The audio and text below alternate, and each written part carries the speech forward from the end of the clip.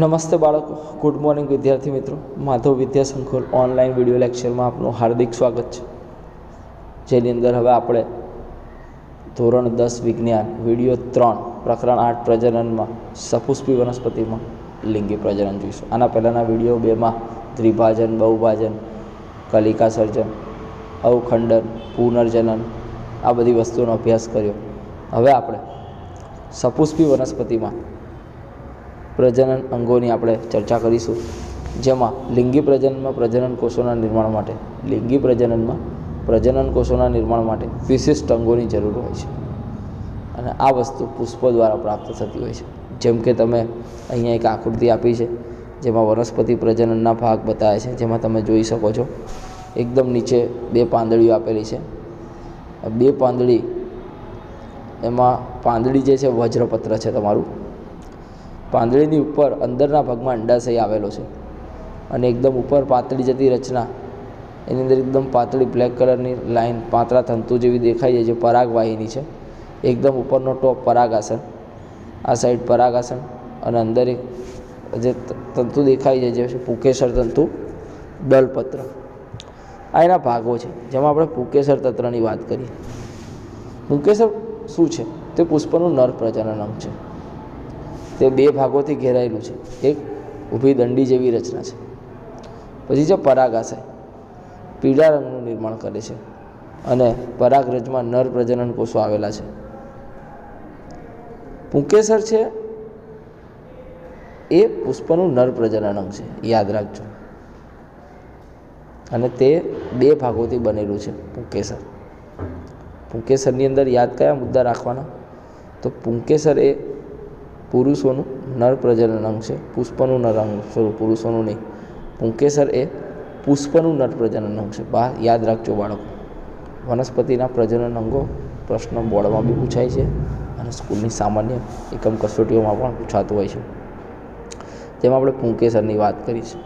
તો પુંકેસર એ પુષ્પનું નર પ્રજનન અંગ છે, જે 2 ભાગોથી બનેલું છે, ઊભી દંડી જેવી રચના. તે જ રીતે સ્ત્રીકેસર એ પુષ્પનું માદા પ્રજનન અંગ છે. પુંકેસર પુષ્પનું નર પ્રજનન અંગ છે, સ્ત્રીકેસર પુષ્પનું માદા પ્રજનન અંગ છે.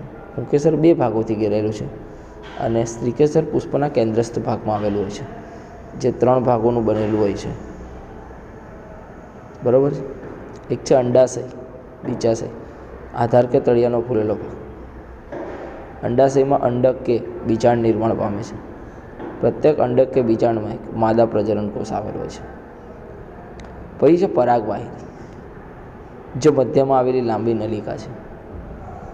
પરાગાસન, ચિકાસયુક્ત અગ્રભાગ, જેના પર પરાગ રજ આવીને બેસે છે.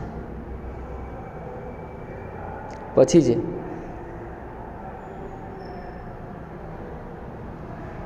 આમાં એક પરાગનયનની ઘટના છે કે પુંકેસરની પરાગનયનનું સ્ત્રીકેસરના પરાગાસન પર જવાની ક્રિયાને પરાગનયન કહે છે. બરાબર છે? પછી છે દલપત્રો, જે મેં તમને બતાવ્યા દલપત્રો. આ રહ્યા દલપત્ર છે. દલપત્રો પ્રજનન અંગોની આસપાસ રંગબેરંગી પાથળીઓ, પ્રજનન અંગોની આસપાસ રંગબેરંગી પાંખડીઓ કે ભમરાઓ કે જીવડાઓને આકર્ષિત કરે. આ શું કરે છે? જે પ્રજનન અંગોની આસપાસની પાંખડીઓ અને ભમરાઓ છે એને આકર્ષવાનો પ્રયત્ન કરે છે. ત્યારબાદ છે વજ્રપત્રો, જે નીચેના ભાગમાં આવેલી પણ જેવી રચના છે, જે પુષ્પના અન્ય અંગોને આધાર આપે છે. પછી એમાં બી પાછા પુષ્પમાં 2 પ્રકારના હોય છે, એકલિંગી પુષ્પ અને દ્વિલિંગી પુષ્પ. એકલિંગી પુષ્પમાં પુષ્પ પુંકેસર સ્ત્રીકેસરમાં કોઈ જ અંગ ધરાવતું હોય તેને એક પુષ્પ પુંકેસર કે સ્ત્રીકેસરના કોઈ એક જ અંગ ધરાવતું હોય, પુંકેસર હોય કે સ્ત્રીકેસર.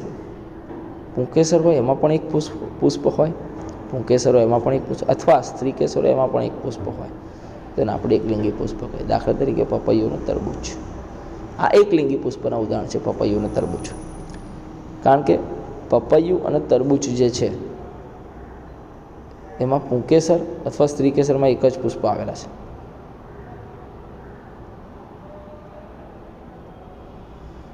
કેટલાક પુષ્પ એવા હોય છે બાળકો કે પુષ્પ કાં તો સ્ત્રીકેસર ધરાવતું હોય કાં તો પુંકેસર, એવું કોઈ એક પુષ્પ ધરાવતું અને એક લિંગી પુષ્પ, જેમ કે ભાઈ પપૈયું, તરબૂચ.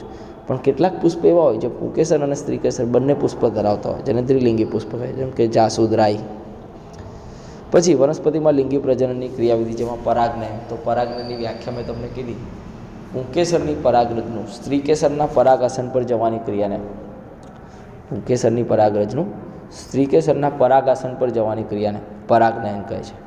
પુંકેસરની પરાગરજનું સ્ત્રીકેસરના પરાગાસન પર જવાની ક્રિયાને પરાગનયન કહે છે. પરાગનયનમાં પાછા બે છે, સ્વપરાગનયન અને પરપરાગનયન. ફરીથી હું કહું છું બાળકો, પરાગનયનની વ્યાખ્યા આપણે સમજીએ. પુંકેસરની પરાગરજનું સ્ત્રીકેસરના પરાગાસન પર જવાની ક્રિયાને પરાગનયન કહે છે. પુંકેસરની પરાગરજનું સ્ત્રીકેસરના પરાગાસન પર જવાની ક્રિયાને, એટલે પુંકેસરની અંદર જે પરાગરજ હોય એ પુંકેસરની પરાગરજ સ્ત્રીકેસરના પરાગાસન પર જાય, તો આ પુંકેસરની પરાગરજનું સ્ત્રીકેસરના પરાગાસન પર જવાની ક્રિયાને પરાગનયન કહે છે.